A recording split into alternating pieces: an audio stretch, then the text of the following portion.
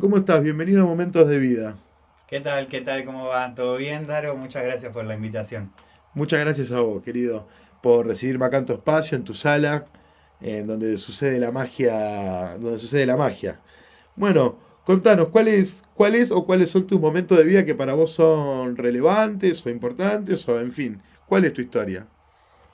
Bueno, como momento de vida, así como para adentrar un poquito, creo que para mí, hablando de música y de este recorrido que viene siendo casi 20 años eh, en la música, eh, lo más importante para mí, los momentos muy importantes y algo con lo que yo soñaba es poder viajar. Me gusta mucho viajar y bueno, y muchísimo viajar con la música.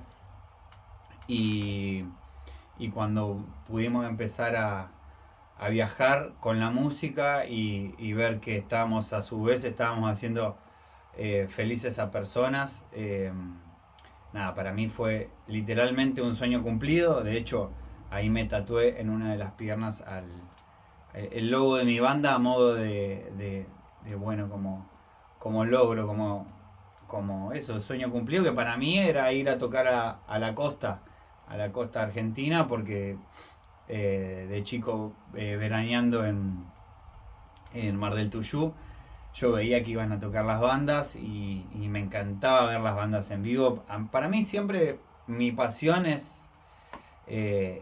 ha sido la banda en vivo, la música en vivo siempre.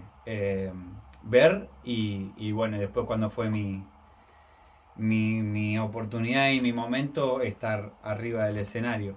Eh, entonces siempre lo tuve cuando era chico, cuando empecé con el instrumento.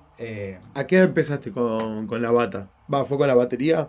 En realidad, eso también es bastante loco, pero en mi casa no se curtía mucho la música, bastante poco de hecho. Te contaría un disco de Luis Miguel de mi vieja y un cassette de Vasos Vacíos de mi viejo, Vasos Vacíos que lo destruimos una vuelta que nos fuimos en un hermoso y muy queridamente recordado Peugeot 504 rojo que teníamos y nos fuimos a Bariloche. Una nave. Sí, y nos fuimos a Bariloche con el famoso auto reverse. Y no sé cuántas vueltas habrá dado ese cassette, pero estaba ese y capaz alguno de Serrat que también tendría mi vieja. Y, pero no se curtió mucha música. Sí había una guitarra que no sé bien dónde está, la tengo por acá, pero no sé bien dónde está. Que estaba con el que era de mi tío, fallecido incluso en ese momento hacía unos cuantos años, con el mango roto no, se le había salido, creo que se llama puente, Sí. despegado. Entonces, acá a media cuadra de mi casa hay un centro cultural y bueno, y cosa va, cosa viene, somos de familia de taller mecánico nosotros y había alguien, no me acuerdo bien cómo era la secuencia, pero alguien que arreglaba esa guitarra de repente. Entonces me dice mi viejo, che, me arreglan la guitarra, ¿querés? Bueno, dale. Así como, bueno, a mí siempre me gustó la batería igual. Bien. ¿Pero Eh, qué edad tenías ahí cuando pasó y eso? eso tendría 12 años, ponele. Ah, bien, bien pibe, digamos. Sí, sí, pero no niño, ¿viste? No, Ya era, eh, sí, preadolescente. preadolescente, sí. Y entonces me arreglaron la guitarra y me pusieron las cuerdas de zurdo, porque yo soy zurdo, o sea, mi mano hábil por lejos es la izquierda. Y fui a tomar unas clases de guitarra sin mucho convencimiento, porque no era algo que me movía mucho la guitarra, la verdad. Pero aparte mucho peor porque fui y aprender todo al revés, o sea, todo, no sé quién estará viendo este video, pero todos los acordes, todo es espejado siendo zurdo de mano. Y entonces se hacía difícil para mí, no me gustaba, el profesor también era como complicado enseñar eso, dejé, al toque dejé. Y una vuelta en el auto, hablando con mi viejo, le dije, che, también yo siempre he sido muy tímido, muy, lo sigo siendo, pero muy tímido. Entonces, incluso para hablar con mis viejos. Y digo, che, ¿sabes qué? Me gustaría aprender a tocar la batería. Como una cosa imposible, ¿viste? Que lo que es la batería es como un millón de cosas, caro, Claro, ruido. Y mi viejo, un grande, eh, le mando un saludo, obviamente. bien. ¿Cómo se llama tu viejo? Alejandro. Ale. Y entonces me dice, bueno, si querés, eh, anda, no sé cómo es, pero anda a tomar clase, lo que sea. Y fui al centro cultural a media cuadra de mi casa, no daban batería, pero en los corchos, un corcho ahí en la entrada, decía clase de batería al lado. Y un Mirá, numerito de teléfono. sí. Y ahí conocí a quien es hoy mi amigo, Seba Quintanilla, Bien. amigo y mentor, claro. Y ahí empecé, eso fue a mis 14 años. ¿Y en qué barrio era este centro cultural? Barracas. En Barracas, Barracas, sí, sí, bien. sí, sí. En la República de Barracas, como le decís vos. Así es, Barracas, mi amado barrio de Barracas. El amado barrio de Barracas. Y ahí empecé con un par de palos y un pad de práctica. Habré estado unos 6 meses más o menos. Sí. Un poquito menos, capaz unos 4 meses a full pad, viste, aprendiendo, lo cual está buenísimo, le recomiendo a todo el mundo.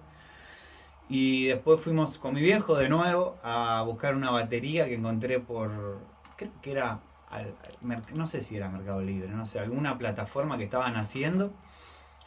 Y 150 pesos. La No. batería le faltaba, no tenía platos ni pedal de bombo, pero había algo ahí. 150 pesos. Lo fuimos a buscar, estaba en el fondo de una peluquería en Sarandí. Mirá. Muy cerca de, no, o Villa Domínico, por ahí. Sarandí, Villa Domínico. Sí. Y ahí empecé a hacer ruido. Y después también me fueron comprando, obviamente 14 años, me fueron comprando mi viejo siempre. Una vuelta me cayó con el hi-hat y el ride, creo. Orion Twister, que todavía los tengo guardados. Mirá, Orion Twister, qué loco. Y ahí pude empezar a tocar. Ya Sí. tenía el pedal de bombo y bueno, pude empezar a tocar y esa primavera ya tenía mi bandita de la escuela, partes desiguales. Y hicimos 3 canciones para el Día del Estudiante, el Día de la Primavera. Sí. Eh, ¿Te acordás eh, las canciones? sí, claro. Sí. No estoy seguro de una, porque después Pero la primera fue Campanas en la Noche de los Tipitos. Temazo. Tocamos Tu Cárcel de... No, miento. No. Tocamos Paloma de Calamaro Temazo también. y tocamos Aún estás en mis sueños de Rata Blanca. Mirá. Esas fueron las 3 canciones. Pero para, ¿y dónde nace esa combinación de canciones? No, porque no sé. Porque sí, La verdad que Campanas en la Noche y Paloma estaban Las 3 estaban re de moda. claro, Estaban súper de moda, sonaban en todos lados. sí. Y no sé, alguien las habrá decidido y yo fui y las toqué. Qué Adentrándome en mi gran amor, el pan rock, en ese momento. Claro, bueno, para la gente que sepa ahora, sos el baterista de los Seattle Supersonics, el tributo más grande a Nirvana, por lo menos en Latinoamérica, cosa que es una locura. Entonces lo que a mí pensando lo que se me viene es eh, si no había influencias en tu casa de heavy, de punk y demás, o sea, te cruzabas con algún cassette de Luis Miguel o lo que fuera X, ¿de dónde nace eso? ¿De dónde nacen esas influencias? Claro, no tengo hermano mayor, lo cual Ok, en ese caso es bastante importante. sí, es verdad.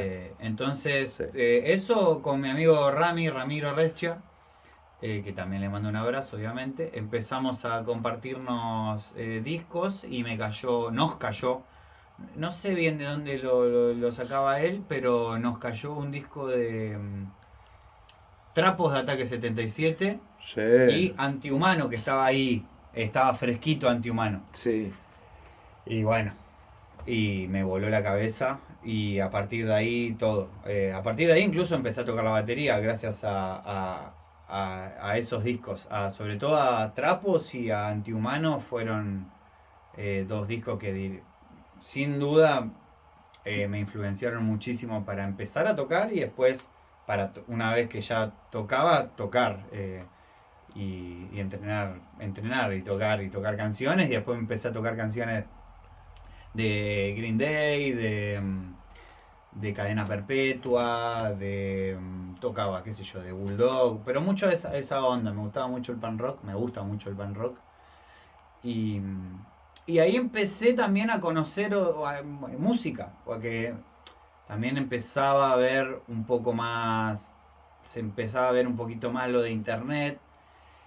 Y, y ahí empecé a conocer un poco más música, porque la verdad que mis amigos de la escuela y eso, que son hoy por hoy son mis grandes amigos obviamente, no curtían, nunca curtieron mucho rock, ni nada de eso. Entonces como que empecé a descubrir, bueno, Seba Quintanilla, mi profesor de batería, también me abrió mucho las puertas de, qué sé yo, de Zeppelin, bueno, Beatles conocía, pero como de entenderlo desde otro lado y escuchar música. Eh, y lo que me gustaba lo tocaba.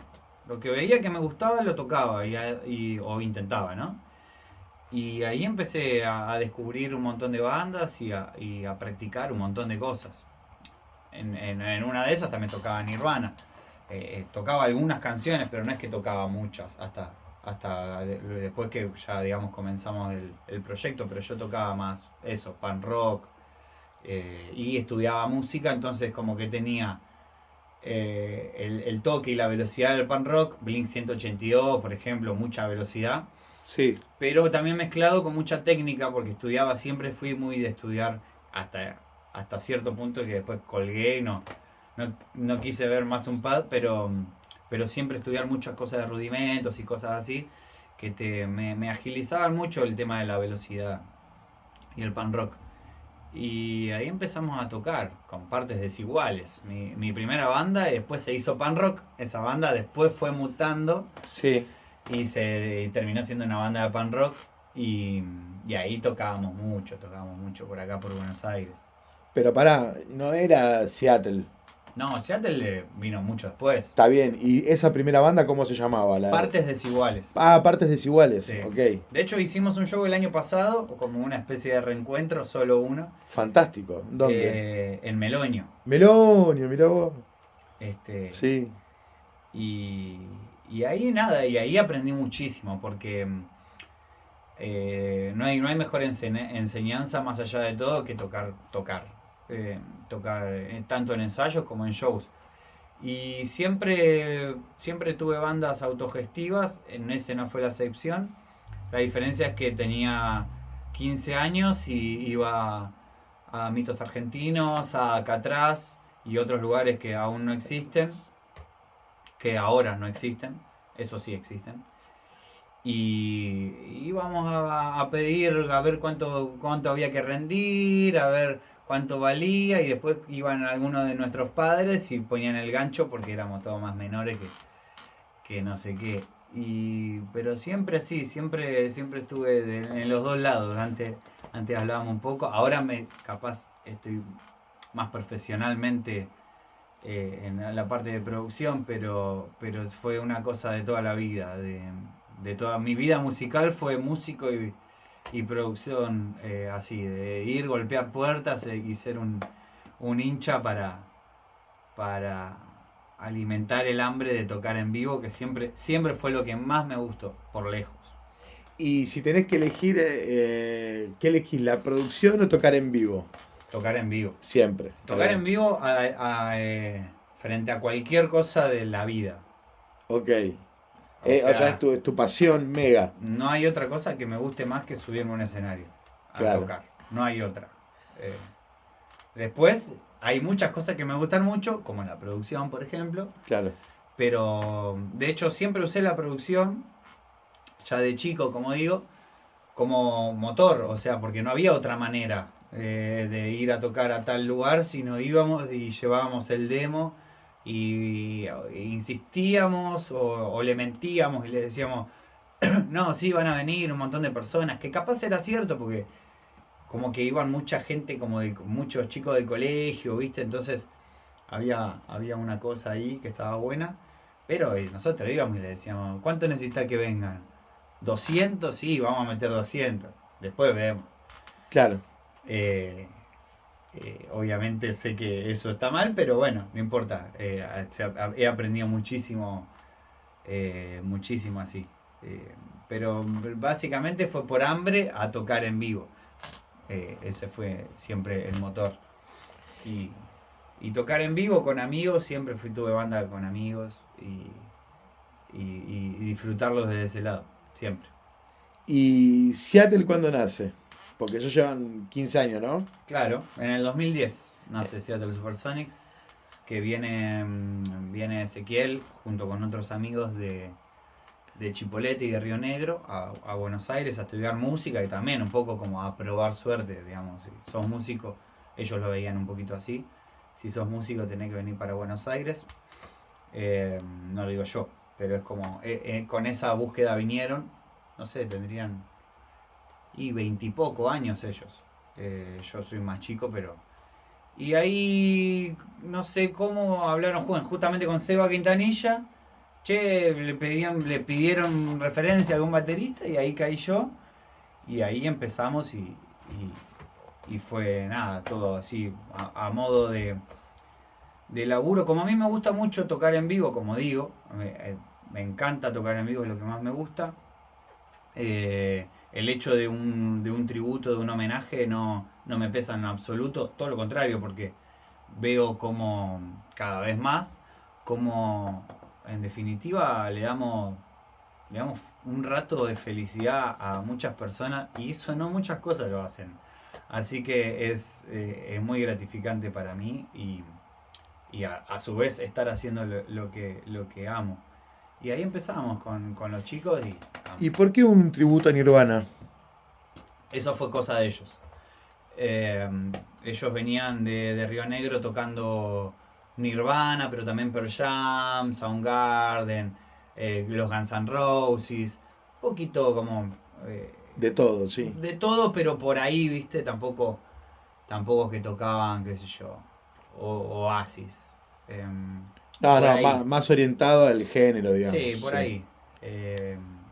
Y ellos buscaban eso, digamos, un poco porque eh, por gusto y también porque por el timbre de voz de Ezequiel, que tenía a un Kurt Cobain bastante bien, aunque muy acotado, como todos, viste, era en un ensayo capaz era a bancar una canción y media y chau, porque hasta ir encontrando la vuelta, lo mismo para todos, por lo menos para mí físicamente también era fuerte, aunque tenía bastante años menos, pero hasta, viste, encontrar el ritmo. Pero Nirvana fue por eso, fue una cosa más de ellos. Cuando yo entré, la idea era hacer a Nirvana.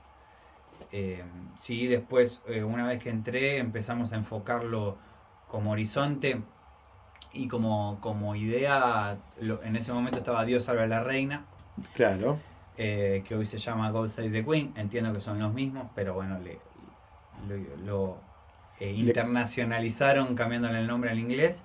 Y estaban The Beats, que hacían los Beatles, y esas dos bandas fueron nuestras bandas referentes a la hora de todo, de ensayar, y así estuvimos mucho tiempo ensayando, buscando lograr algo que nos convé, digamos, nos cierre a nosotros, y ahí recién salimos a tocar.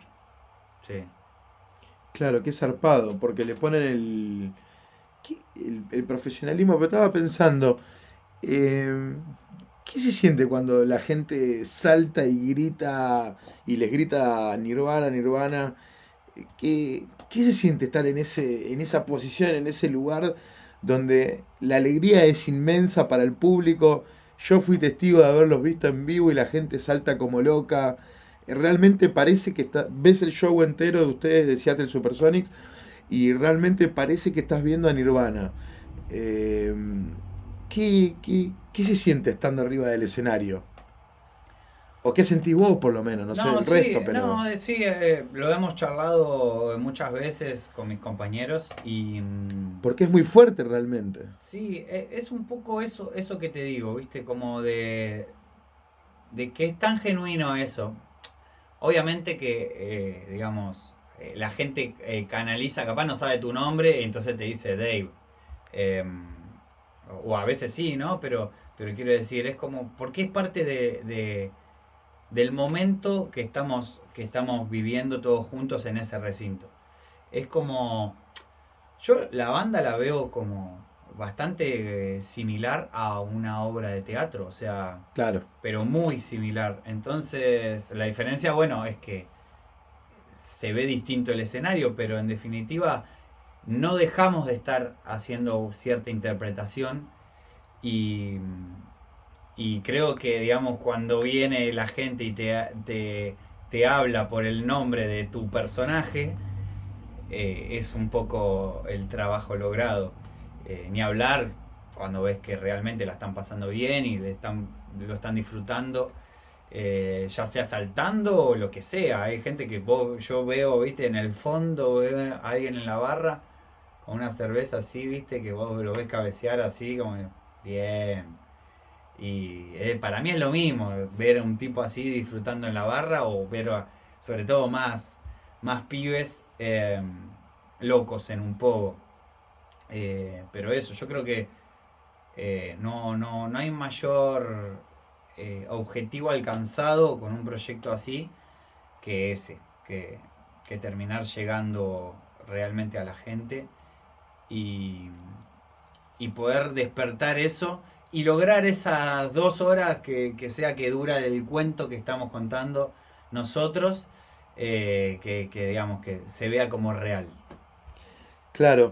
¿Cuál es así si te acordás ahora, la o las anécdotas de viajes más divertidas o controversiales o locas, digamos? Bueno, viajar, hemos viajado muchísimo, seguimos viajando muchísimo, pero hemos viajado mucho. Hemos hecho mucha ruta manejando así con. Perdóname, hablábamos antes, ¿cuánto era? ¿20.000 kilómetros? Le calculamos una vuelta, porque habían sido 12.000 kilómetros, Sí. le calculamos 12.000 kilómetros solamente en el 2018 No. y en un par de meses. Fue la segunda mitad del 2018 que hicimos una gira celebrando los 25 años de Inútero y fuimos para todos lados. Y aparte íbamos y volvíamos, por eso también muchos kilómetros, pero íbamos y volvíamos. Qué sé yo, no sé. Bueno, creo que el punto más lejano que hemos ido fue Valparaíso. Mirá, sí, Chile. Claro, Valparaíso. Todo camioneta manejando ahí, mate, música. Y bueno, y también eso nos unió muchísimo como banda, no bueno, como banda también, pero como amigos, como grupo humano, porque ahí salta la ficha, o sea, ahí o, Claro, es la o convivencia bien cruda. ultra cruda, porque encima también estás cansado, viste, ya cuando tenés que volver de Santiago de Chile, ya cansado, ya diste los shows, todo, pero te quedan, no sé cuánto hay hasta allá, son como 1.400 kilómetros con una aduana en el medio, con una cordillera en el medio, y mate y ruta y eso, ahí cualquier pequeño roce ahí salta, y por suerte nosotros no hemos tenido, la verdad, no hemos tenido ningún problema entre nosotros jamás. Hemos tenido a lo largo de los años, pero alguna más que nada como Diferencias. diferencia que terminamos encontrando, viste, positivismo en todo y crecimiento. Hemos crecido mucho de nuestras diferencias constructivas, pero nunca un quilombo, viste, nunca que alguien diga, váyanse, me tomo un micro y me vuelvo a Buenos Aires, viste, no, cero problema. Dorcha en el bajo, ese en la guitarra y vos en la batería y bueno, también coros, por supuesto. ¿Es la formación de siempre? No, con Oh, Ezequiel sí estamos desde el 2010, sí, pero después, en ese momento estaba, primero estuvo Simón Vitulich, que le mando un abrazo como segunda guitarra, bien, y Lean, no recuerdo el apellido, pero Lean en el bajo. Lean bien. fue quien tiró la de Seattle Supersonics, alguien Ah, muy fanático del básquet. Para ese entonces y actualmente los Seattle Supersonics no existían más. Seattle Supersonics era el equipo de básquet de la ciudad de Seattle. Después, como venden la franquicia, creo que son los Oklahoma actualmente. No, mirá. Pero bueno, Seattle Supersonics no existía más. Seattle, dijimos, bueno, dale, tengámoslo por un tiempito. Solamente queríamos algo en inglés. Y bueno, quedó. Y Lean no llegó a tocar en vivo. No sé bien qué pasó ahí. Yo era muy ajeno. Y vino Iván Vitulich, que le mando un fuerte abrazo también, a tocar el bajo. Y con esa formación de 4 empezamos a tocar. Bien. Y después, por una cosa a la otra, vino Carlos Rivas. Y con él tocamos unas cuantas cantidad de años. Empezamos a viajar cada vez más. Cuando fue un poco mucho los viajes, Charlie dijo, chicos, demasiado para mí.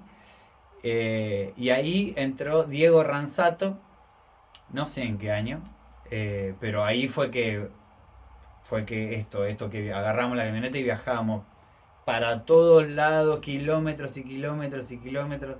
Eso fue con Diego Ranzato, que ahora está viviendo en España. Y por ese motivo, cuando él se fue a vivir a España, en plena pandemia, 2021, fue que ahí nos contactamos con Dorcha, que en realidad después me enteré que había sido considerado como primer bajista. No. Lo que pasa es que tenía otras bandas y qué sé yo, entonces no pudo ser en un inicio con Dorcha, con Cristian Montero. Pero bueno, así que desde el 2021 que estamos tocando así y creo que hemos encontrado ahí un cierre de personalidades, digamos. Sí, muy lindo. Todo en su época, ¿no? Pero sí, y por suerte también dimos con una persona de 10 y nada, no puedo estar más feliz de tener a los compañeros que tengo. Qué buena onda, qué buena onda. Algo, mira, vos me decías anécdotas. Seattle Supersonics, nombre de equipo de básquet de la NBA, cuando lo registramos vino la NBA a golpearnos la puerta. Excelente. Y nosotros ya no éramos conocidos, pero lo registramos porque íbamos a tocar en Roxy. No era el primer Roxy, pero creo que era la primera fecha nuestra que hacíamos en Roxy. Dijimos, bueno, basta, dejémonos de joder, registremos el nombre. Hará cerca de 10 años de eso. Y cuando lo registramos y nos olvidamos. Y por ahí nos escriben un grupo de abogados contactándonos con todo esto, que la NBA se opone a la marca. No. Y ahí empezó bueno, obviamente dijimos, che, bueno, ¿y qué hacemos? O sea, ¿bancamos la parada o nos ponemos, qué sé yo, los borbotones? Y decidimos bancar con abogado de por medio, que sí, que no, que blanco, que negro, hasta que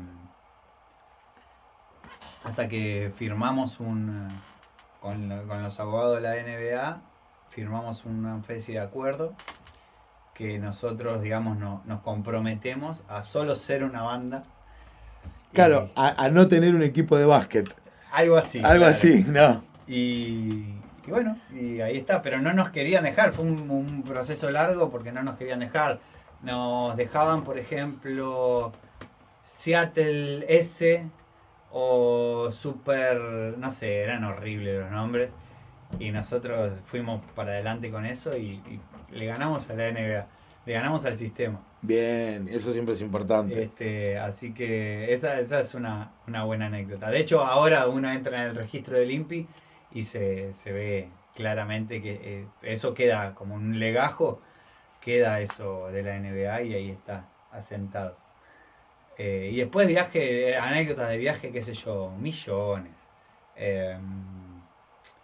No sé, hemos tocado en lugares muy lindos, en lugares muy feos, hemos parado en lugares...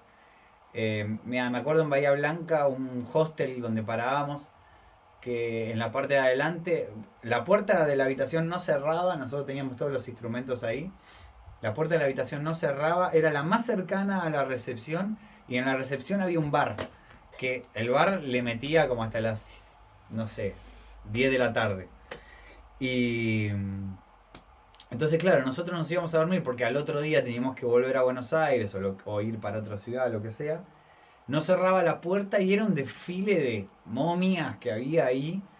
Y dormíamos casi que nos turnábamos, ¿viste? Para dormir con un palo de escoba así como para que no entre nadie porque era terrible, una turbiez. Eh, Enfrente de un lugar que se llamaba Rocker, creo, si no me equivoco, en Bahía Blanca. Y, y así miles, qué sé yo. Para cruzar la frontera en Uruguay nos hicieron bajar todo de la camioneta, absolutamente todo. No. Y, y una semana después nos íbamos para Chile Sí. y no pasó nada en Chile. O sea, y dijimos, la verdad que nosotros decíamos, che, boludo, o sea, si en Uruguay, que la verdad que lo sentíamos como mucho más cercano, ¿viste? Como, Claro, sí. aparte no, o sea, llevábamos instrumentos, ¿viste? Nada más, nada raro. Y dijimos, ahora en una semana tenemos que ir a Chile, nos van a agarrar allá en el medio de la cordillera, nos van a matar, qué sé yo. El carabinero hizo así, abrió la camioneta. ¿Esa es una cámara? Sí.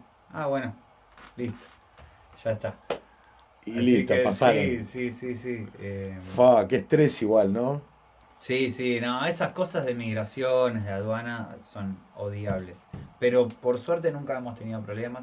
De hecho, bueno, antes te comentaba un poquito que en los inicios viajábamos con una Caddy sin vidrio, nada, era con un tablón, un almohadón abajo y con eso agarrábamos la ruta e íbamos. Podría haber pasado cualquier cosa, no lo recomiendo. No lo hagan Pero en sus no lo casas, hagan no lo hagan en sus rutas. en sus rutas, claro. Eh, pero bueno, así sentamos las bases y con eso nos fuimos para todos lados y por suerte nos han parado muchas veces, pero siempre como entendiendo un poquito qué sé yo, eh, la idea, ¿no? La posición nuestra y veían que estábamos tocando y siempre, por suerte, tuvimos buena suerte, justamente, valga la redundancia, y no hemos tenido problemas. Sí, bueno, antes te lo decía medio más temprano, era que una vuelta sí tuvimos casi un accidente fuerte, yendo para Bahía Blanca nuevamente, pero una lluvia que se caía al cielo a la altura de Seiza y la camioneta se nos puso de costado después de pisar un charco de agua y no sé cómo pasó, que no pasó nada, pero a partir de ahí fue que nos asustamos bastante y decidimos empezar a movernos no tanto particularmente porque uno no era el caso porque recién salíamos, pero uno puede estar cansado y otras cosas, viste, que no está bueno. Entonces abandonamos un poco eso con el correr de los años.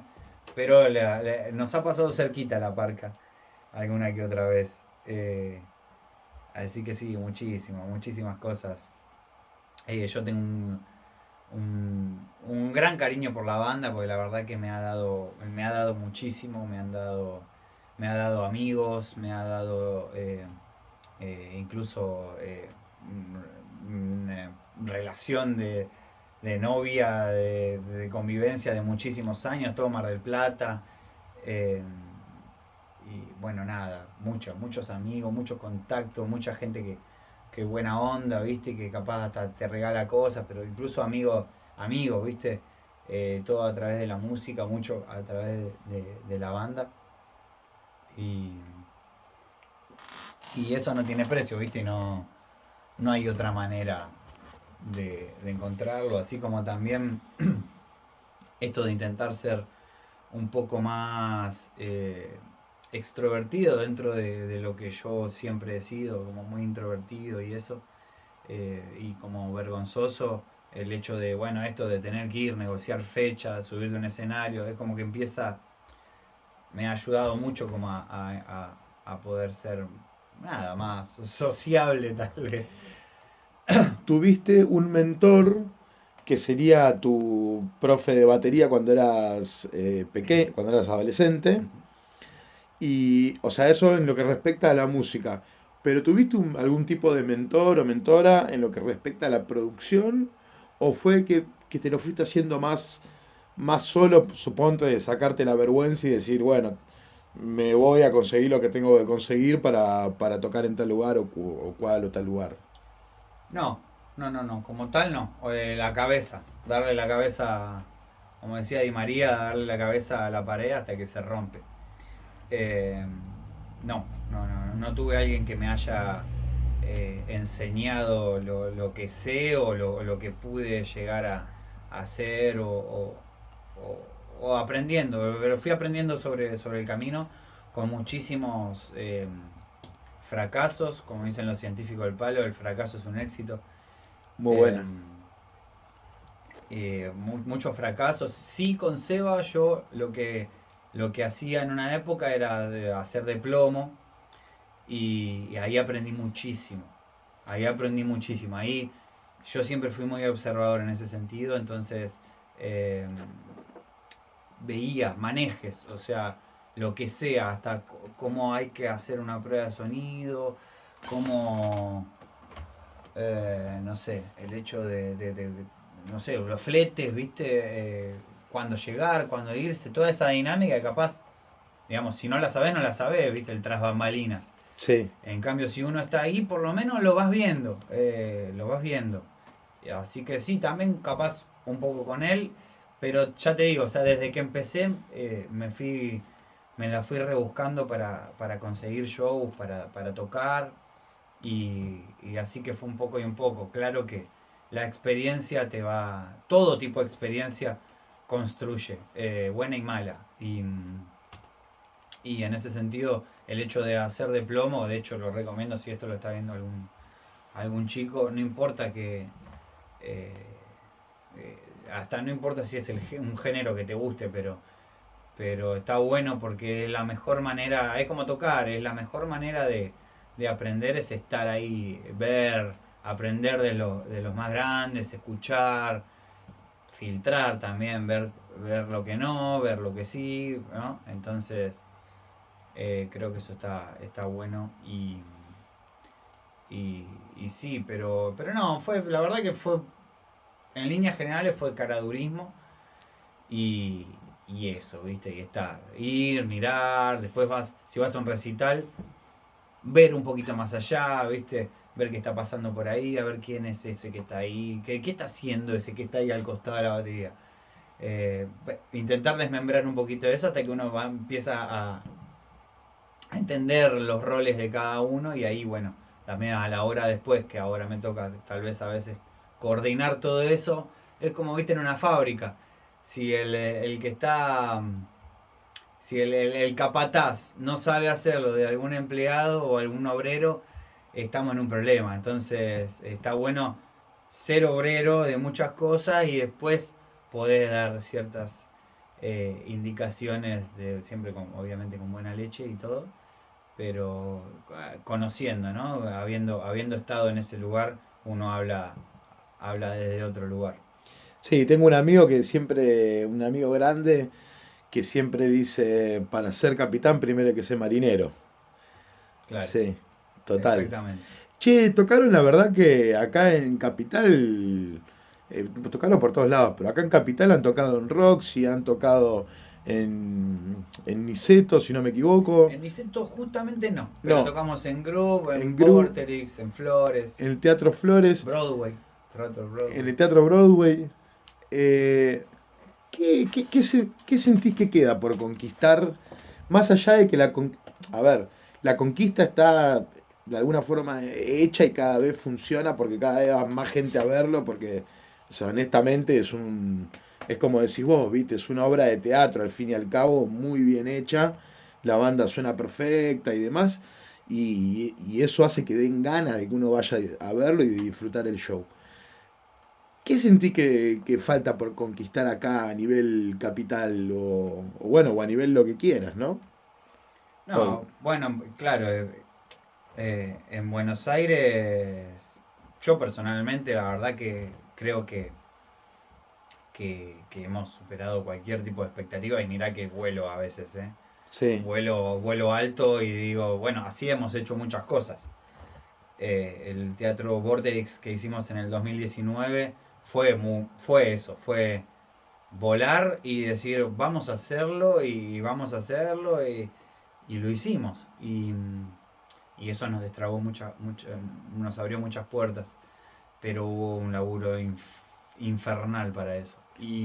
Para alguien que más o menos que no sabe o que por ahí le interesa saber, una fecha, por ejemplo, como el Vorterix, ¿cuánto tiempo antes la tenés que empezar a preparar?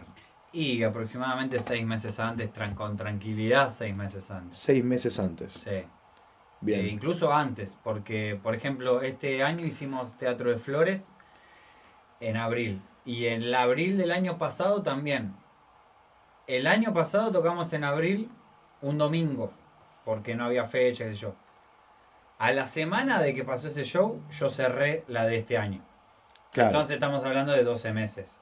increíble. Eh, o sea, todo lo que, si alguien que alguien que ve esto fue a ese show, eso hubo 12 meses de parto, más que un ser humano. Más que para tener un ser O humano. sea, es increíble realmente porque son 12 meses versus 2 horas, 2 horas y media de show. Exactamente. Es muy Eso loco. es una locura. Eso. Bueno, pasa que todo eso es producción, ¿viste? Entonces, Claro. eh, obviamente al año previo no hay muchas cosas que hacer, pero sí empezás a ver ciertas cosas. Pero imagínate que un año en este país no sabés ni a cuánto se van a vender las entradas, no saben nada. Pero bueno, está bueno y lo que estuvo bueno en ese sentido es que fijamos había una fecha, ¿entendés? Entonces, O sea, había un objetivo había concreto. una fecha. El show iba a Sí, ser el 5 de abril. sí. El show se hacía el 5 de abril. Y claro, primero es una fecha y después empieza a caerte sobre la espalda muchísimas responsabilidades porque a ver, siempre está el nombre, en juego el nombre de la banda y la carrera de la banda, así por lo menos lo veo yo. Entonces hay que hacer las cosas bien. Por otro lado, es un teatro emblemático, entonces hay que no solamente hacer las cosas bien, sino tiene que tener un plus. No podés hacer un show estándar, no es lo mismo. No es lo mismo que Claro. otro show. Eh, entonces, bueno, pensar el show, entonces nos quemamos la cabeza en pensar en cómo lo íbamos a encarar, cómo íbamos a hacer la escenografía, cómo íbamos a hacer las visuales, cómo íbamos a hacer la lista de canciones, el vestuario, si invitábamos a alguien, si no, un montón de cosas. Y en definitiva también cuando recae, en ese caso la produje yo el show, entonces todo era como un embudo. O sea, todos los caminos conducían a Esteban, o sea, a vos. Para ese show sí, y Ezequiel también, con el que producimos muchos de los shows, pero puntualmente ese show me lo cargué un poquito más al hombro, eh, porque él estaba encarando muchas otras cosas, porque en ese año tocamos muchísimo, nos fuimos de gira afuera dos veces, ¿De eh, gira dónde te acordás? nos fuimos a México y a Brasil. Hermoso. Brasil un mes y a México medio mes. Y Todo, después por acá también tocando un montón. Brasil y México, o sea, DF, todo capital o. Bueno, Brasil hicimos casi 15 shows. ¡Wow! Todas ciudades ¿En distintas. cuánto tiempo? En 3 semanas. No, ¿cómo? ¿15 shows en 3 semanas? Sí, Mamita, tocábamos mucho. increíble. No, perdón. 4 semanas fueron. Bueno, sí, no, lo mismo. No, sí, Ese es no. al palo mal. No, que acá muchos piensan, no, te vas de gira, como si Sí, fueran unas vacaciones, todo lo contrario, o sea, todo lo contrario. Muchas veces, algo que hemos hablado, es lo mismo para nosotros, es lo mismo en el sentido que digamos, no salís de ahí. Es lo mismo estar tocando al lado del mar, en el Caribe, en la cordillera, en la Patagonia o en Buenos Aires. Es lo mismo. Vamos al hotel un ratito, descansamos, vamos a hacer la prueba de sonido, todo viste como así, como un caballo con anteojeras. Eh, entonces no se disfruta mucho lo que son eh, los viajes, ciertos paisajes, tal vez a veces sí, a veces no. Eh, por suerte estoy documentando los viajes y también me sirven para mí, que de hecho fue el motor inicial de eso, fue documentar los viajes como recuerdo, porque después uno se olvida, esto que decimos, son 15 shows en 3, 4 semanas. Estás o sea, a full todo el tiempo, no tenés un momento si bien todo el tiempo nosotros intentábamos decirnos a nosotros mismos, y entre nosotros lo decíamos mucho como, che, qué loco esto, disfrutémoslo, qué loco, pa. La verdad que haber grabado en video esas cosas no tiene precio, porque son cosas que uno no sabe cuándo vuelven a pasar, si vuelven a pasar. Y son tantas cosas que uno no llega a procesar y a almacenar eso en la cabeza. Bueno, volviendo a lo que estaba diciendo antes, esas giras, junto con un montón de shows más acá en el país y otras muchas giras que han sido truncadas, lamentablemente, porque también hay eso. Entonces, en ese año que estuvimos preparando el show, también teníamos muchos shows en paralelo, que había que... No tenemos manager, no hay nada de eso, entonces en el medio había que seguir tocando. Pero bueno, es estresantemente lindo, a mí me gusta mucho eso. Buena frase. Sí, me gusta mucho eso. Obviamente que uno putea como todo, pero sí, es muy lindo. Y todo se resume a esas 2 horitas que terminan siendo el show, porque en definitiva toda la producción del show y como productor y como músico, todo se resume al show. O sea, no hay otra cosa. La gente no va a ver la escenografía. Tal vez sí, obviamente que sí. Pero bueno, es parte del show justamente, la escenografía. Che, hablando de escenografía, ¿te imaginás que se venga justamente en el escenario algo más teatral?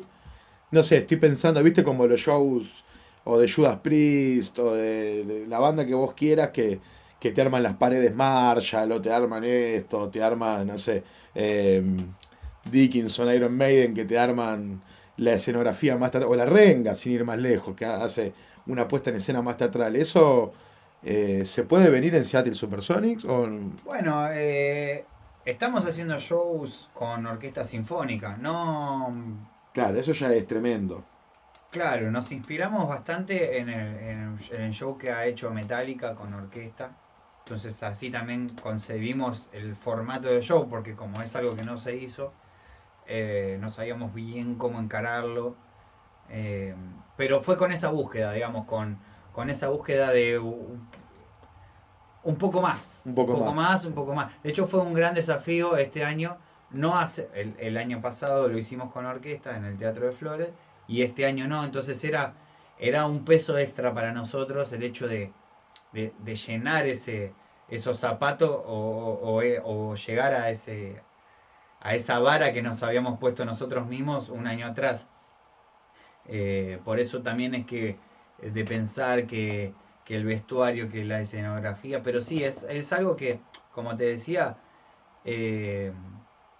al ser algo muy teatral, de alguna manera, siempre estamos buscando reinventar la banda, reinventar el show, siempre con cierta, obviamente con sus limitaciones, porque lo tiene, pero siempre intentamos ahí encontrar algo original, algo nuevo, y algún mimo también muchas veces para la gente que nos sigue hace muchos años. Pero bueno, sí, nos gusta que cada vez sea más espectacular el espectáculo. Claro. Entonces, sí, tranquilamente puede haber una pared de amplificadores o puede haber, o podemos, no sé, un día puedo revolear la batería, no la mía ni a palos. No, ni loco, claro. Pero bueno, hemos roto guitarras, viste, qué sé yo, hay cosas así a veces que hacemos siempre con ese espíritu, viste. De hecho, la verdad no somos muy partidarios de romper instrumentos, sobre todo nosotros, porque la verdad que venimos de un lugar que no... Que costó mucho, sí, lograr lo que tenemos a modo de instrumento. Y más allá de que uno puede ver el show, que que yo le doy mucho a la bata, que sacudo los platos y todo eso, que sí, es verdad, pero siempre o sea, hasta ahí, ¿viste? Y como intentar cuidarlo lo más posible porque nos dejamos de ser eh, argentinos y de clase media baja como, como mucho también de la gente que nos viene a ver, entonces también romper una guitarra adelante de personas que tal vez están haciendo un esfuerzo muy importante por comprar una guitarra, tampoco es algo que nos seduce demasiado, pero lo hemos hecho, no es que no lo hemos hecho. Igual a veces que rompimos guitarras eran guitarras que estaban para atrás y fueron compradas a propósito Claro, sí, para sí, romper. para el Pero show, como digamos. ultra barato y servían para tocar una sola canción, de hecho era eso, no, no es que fue una guitarra que usamos durante todo el show, no daba para más y así fue, pero bueno, también sabemos que a la gente le gusta muchísimo eso y es parte de esto, de la obra del teatro, ¿no? De un espectáculo y verlo así. Claro, total. Vos fuiste a conservatorio, ¿no? Sí.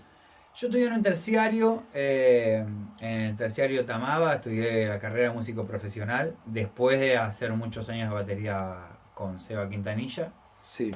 Estudié ahí músico profesional, después de estudiar un año de carrera de sonido.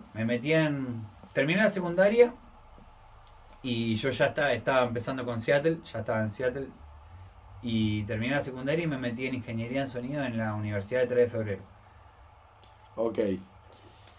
La Universidad de 3 de Febrero, bueno, obviamente queda en el partido de 3 de Febrero, que de acá de Barracas yo me iba a las 4:30 de la mañana a Constitución y ahí me tomaba, no sé si era el 52, 54 por ahí, un semi rápido, cuestión que tenía 2 horas y media para llegar a la universidad.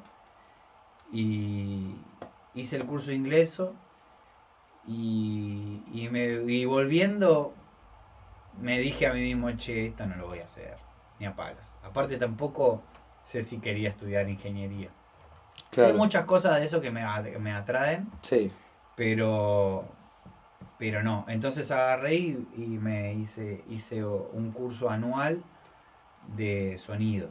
Y ahí aprendí mucho de sonido, mezclar y sonido en vivo. Siempre tuve algo con el vivo. Sonido en vivo, pero mezclas, mastering, un poquito de todo, grabar bandas. Eh, Ahí aprendí eso y al otro año ya me metí en la carrera de músico profesional y estuve 4 años. Nunca di la tesis, así que No, nunca pero me recibí. ¿por qué? ¿Un acto de rebeldía o un acto de estar En colgado? realidad, ¿De cansancio? nada, siempre fui bastante aplicado, en realidad, en todo lo que estudié, incluso en la escuela, aunque me llevé una sola materia, religión. Eh, y ahí también lo que pasa es que cuando terminé, o estaba terminando, me estaba mudando solo y realmente estaba trabajando en el taller mecánico familiar. eh, Estudiaba y por las noches, no sé cómo hacía, o sea, habré estado un par de semanas sin dormir absolutamente porque me pasaba todas las noches pintando y arreglándome la casa. La, que la alquilábamos durante muchos años fue alquilada y estaba detonada mal. Entonces me quería mudar solo y me dediqué 100% a eso, aunque tenía muchas materias y las di todas, me fue muy bien en líneas generales. Me quedó piano, Mirá. piano, no me acuerdo cómo era la materia, piano complementario 6 creo que era una cosa así. Y no di piano, entonces como no di piano, me quedó esa materia, no podía dar la tesis, que igual nunca la había empezado a preparar, así que ahí quedó. Ahí Pero quedó. bueno, viste, es una cosa como... En la música no importan tanto los títulos, yo no me dedico a hacer docencia tal vez en un colegio y eso, que ahí sí ahí sería, Te ahí, serviría, claro. sin duda, sí, ahí sería Sí. fundamental el título. Pero en cambio yo en la carrera la verdad que conocí a muchísimos amigos, hoy por hoy amigos, y aprendí muchísimo, o sea que es lo que iba a buscar, aprender. Entonces aprendí muchísimo y con eso estaba. Después, bueno, no la di nunca más y ahí, chao. También ahí dejé el pad de práctica casi para siempre, cada tanto lo agarro, pero no, me divorcié, no quise estudiar más. Claro, Me como suena cansé. como muy la película esta, justamente la del batero, ¿cómo se llama? Wishplash, ¿no? Sí, Como la verdad un que exceso. La verdad que desde que empecé a los 14 años a tomar clase de batería no había dejado de estudiar nunca. Eh, Primero con clases particulares y después ya, digamos, ya estudiando. Eh, y entonces fue como que terminé y fue mucho, sí. Pero bueno, nada, eso queda, ¿viste? Es como que eso queda y si en un show estoy cansado, si veo que no llego, bueno, bajo un poquito el personaje y tiro técnica y bueno, con la técnica ¿Te arreglas? puedo fluir mucho más, Sí. cansado y todo. Igualmente he dado clases, ahora no, pero he dado clases y ahí también es como que uno vuelve a las bases y no es que digo, no hay que estudiar, no, todo lo contrario. Pero, pero bueno, todo tiene su lugar, su momento, ¿no? Y todo eso. Bueno, Esteban, ha sido una charla maravillosa. Antes de cerrar, sos muchas cosas, sos baterista, mecánico, productor, manager y además tenés un podcast, ¿correcto? O Tengo un podcast en mi canal de YouTube que sí, hago, iba a decir todos los martes, pero a veces si juega River y eso, no, pero en general todos los martes a las 9 de la noche, en vivo, aquí mismo. Entrevisto bandas, artistas, productores también así, intentando, así como esto, ¿no? Charlar un ratito y vos haces streaming igual en vivo, sí. streaming en vivo, sí, Bien, los martes a las 9 de la noche, bien, en mi canal Molibata ahí va. y en YouTube. Y bueno, de eso, de charlar un poco, porque como te decía antes, ¿viste?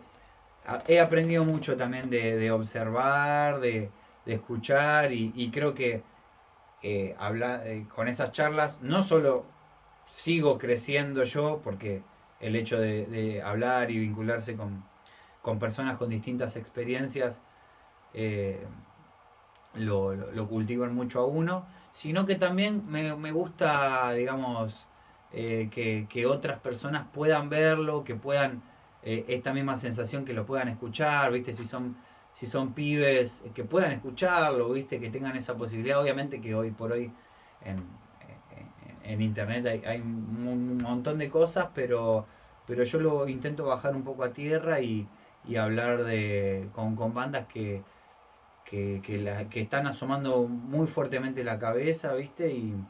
Y ver, a ver, por ejemplo, intentar ver distintas cosas, cómo componen. Algo que para mí siempre ha sido, nunca me gustó mucho todo el proceso de composición, entonces tener a alguien, adelante a alguien, o bandas directamente, que me puedan contar a mí y a quienes esté viendo el streaming o por on demand lo puedan ver, ciertos procesos, tal vez puedan destrabar cosas, ¿no? Porque no hay nada escrito, no hay una Biblia de la composición, no hay una Biblia de la producción, no hay en este rubro es como que no hay nada, ¿viste? No, nada Sí, fijo, lo cual es lindo.